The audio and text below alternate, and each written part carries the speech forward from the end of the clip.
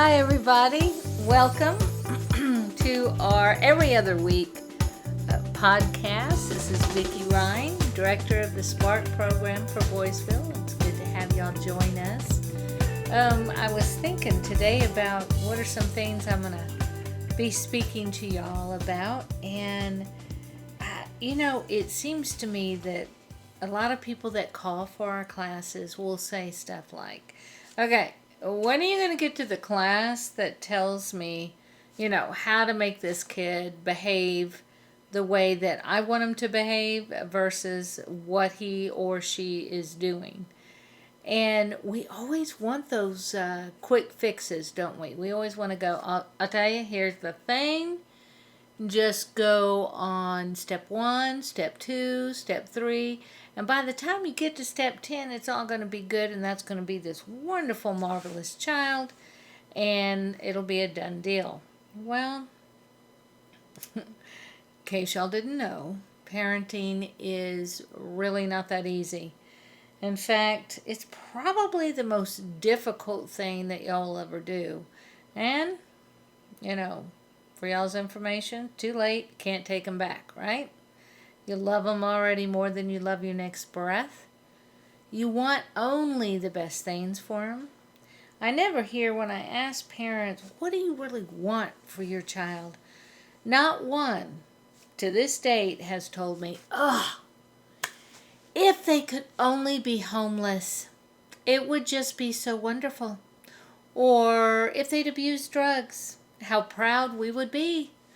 Or, maybe if they could have 5 different babies by 5 different people, we would love it.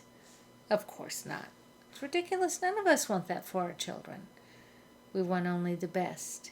We want them to be happy and healthy, and we want them to make great choices. And we don't want them to keep coming back in our house and living with us, right? We want them to have great relationships. We want them to be able to go out and meet that special person and know that special person is theirs. And we just hold our breath and hope that this is something that can happen, right? Well, here's the thing. I cannot guarantee that if you follow everything that I tell you to do, you're going to have that easy road. Because kids are not things. It's not, we cannot go in and fix them. We don't have a troubleshooting guide to them. But I can help you understand how to really build those positive, strong relationships. So here's an easy answer. For when y'all have trouble disciplining your kids, when you have trouble with behavior that you wish you didn't have, here's the easy answer. Praise them. And you're like, oh, Vicky, come on. That's too easy. I praise them all the time. I tell them, good job, yay. That's not the kind of praise that I'm talking about. Now, we're all really good or most of us are really good, about saying things to our kids like, thank you so much for taking the garbage out, or thanks, I really did appreciate you holding the door open for me. Thank you for bringing the groceries in. We're good at praising them for the things that they do. But kids need something more than that. And you know what? I'm not even going to make it about just kids. We're building these relationships that last a lifetime. If you've ever been to a cemetery, and most of us have, and you look at headstones, you know what it says? It says beloved mother, beloved father, beloved sister. It talks about relationships. Not one have I ever gone to that says, you know what? He owned 4 homes. You know what? He was Fortune 500 Club. You know what? He had not one. So what does that tell us? It tells us the significance of relationships and building relationships. But here's what we all know. Relationships are one of the hardest things to not just build, but then to maintain it. And now we have these people in our world that we love more than we love our next breath. And their behavior is something we don't love. And I'm telling you to praise. I'm talking about praise for being. We all need to hear that people want to be with us just because of who we are. People love us because we exist. People care about us just because we suck air in the same room that they do. Praising them for being. Praising them for existing. Saying things like, I am so blessed that I get to be your mother or your father. I cannot believe how lucky I am to have you in my life. I love how you smile. Your smile lights up a room.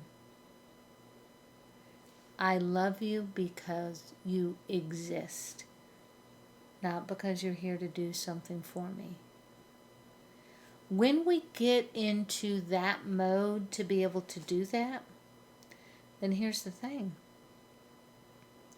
Those kids will listen to what we have to say. Because y'all all know what y'all probably did it as kids yourself. You did that. I know what they're going to say. I didn't do this. I didn't do that. I didn't do this right. I didn't do that right. So our kids listen with half a brain, kind of like we listened. But if they think they're going to get some praise for being, they'll actually listen a little harder. It takes practice. It really takes practice. Because it's not something that comes naturally to us. We have been trained so well to fix their behavior. Oh, honey, you can't. You cannot let that behavior go on and on. You better do something about that behavior. You know what that behavior is going to happen when they get up. We are so geared towards fixing behavior. The best way we can fix it is to point out what wonderful people they are. Because guess what? They then have something to live up to. They then have faith in who they are. They have faith in how much that they're cared for and loved by you. So this is what we have to do to get the behavior. Instead of criticizing, why can't you do this? What's wrong with you? I just asked you one little thing and you can't do that. We encourage. I am pretty certain, just like I've forgotten a lot, I think you did forget to take out the trash. I think you did forget to put your clothes in the laundry. How can I help you to remember those kind of things? Right? I remember one time, a long time ago when my little one was, she was probably around 6. And I remember telling her, for the love of God, child, I can't even get from the doorway to your bed to kiss you goodnight because you have got so many toys on the floor. We have got to do something about this, I said in my best motherly tone. I came back in about an hour, and I want to tell you that there was this perfectly orchestrated small little garden path that my daughter had made to allow me to get from the doorway to her bed to kiss her goodnight.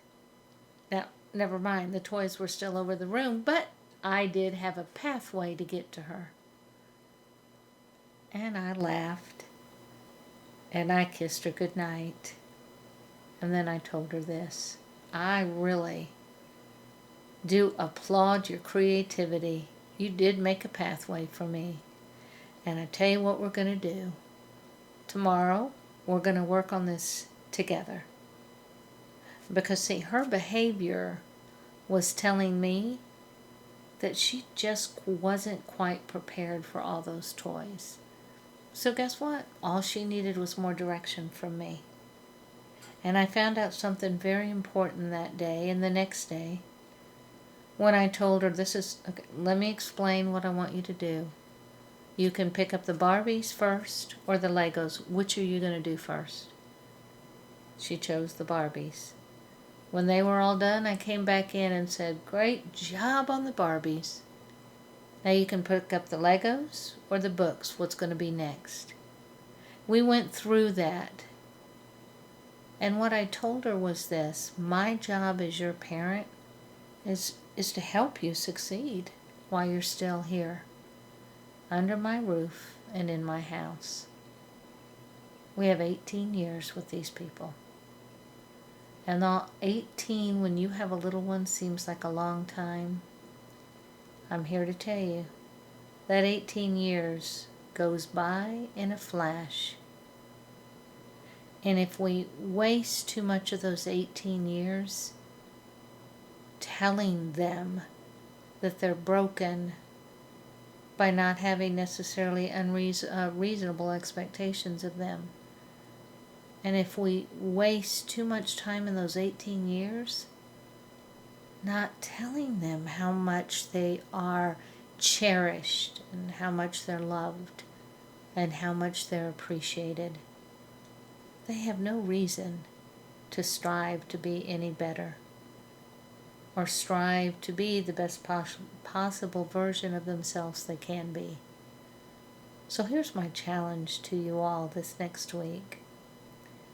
I want you to look at those people in your house, and I want you to remember, I've got to remind them how wonderful they are. It wasn't hard when we gave birth to them and we held them for the first time. Oh, it's easy when they're babies and even small toddlers. It just gets harder when they get older. It just gets harder when it gets older. But harder doesn't equal impossible. It just equals harder. Which means you have to work at it. Because they're not as cute and cuddly as they once were. So you have to work at it. You have to work at helping them understand how incredible they are. All right. Well, that is it for today. I look forward to hearing from y'all. Let me know how this is working for y'all, if it's working. If you're getting some good information out there, I'd love to hear your feedback. We do have classes that are going on. We do in-person classes, and we would love y'all to be a part of that. Contact me. Let me hear from you. And in the meantime, go out and be the best possible version you can be of yourself. Until next time, this is Vicky Rine, Director of our Spark program here at Boysville. Thank you for joining us. Bye.